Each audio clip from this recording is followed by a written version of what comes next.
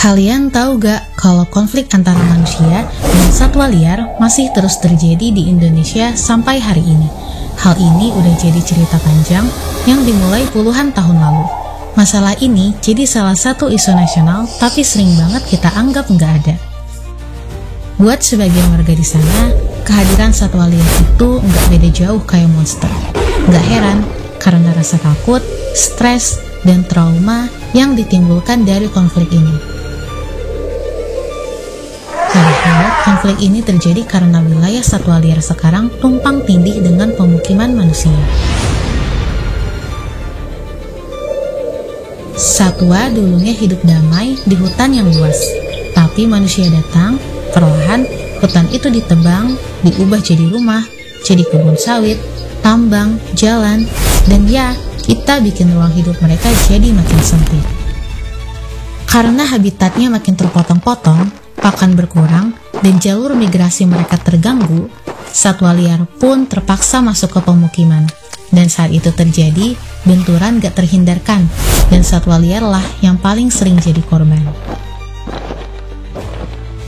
Kalau ladang dirusak atau ternak diserang, sebagian warga pilih balas dendam.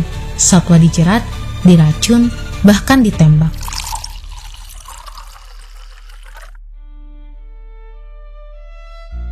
Ini bukan insiden 1-2 kali, tapi siklus yang terus terulang. Dan selama gak ada solusi jangka panjang, kepunahan bukan cuma kemungkinan, tapi kepastian. Akhirnya, kita bisa kehilangan spesies endemik dan keseimbangan ekosistem bisa makin hancur. Tapi bukan berarti kita nggak bisa apa-apa. Kadang, solusi terbaik itu bukan menghadang, tapi memberi jalan. Manusia juga perlu tahu kapan harus mundur dan kapan harus memberi ruang. Di daerah rawan konflik, komunitas lokal mulai tumbuh.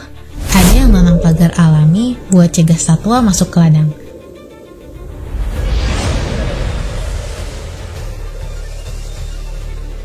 Dan yang paling penting, ladang yang tidak dibangun di tengah jalur satwa.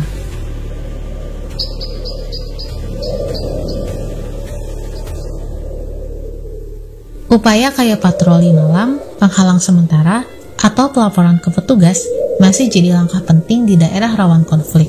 Tapi semua itu cuma sementara. Yang lebih penting itu kesadaran bersama bahwa satwa bukan musuh, tapi korban yang kehilangan arah.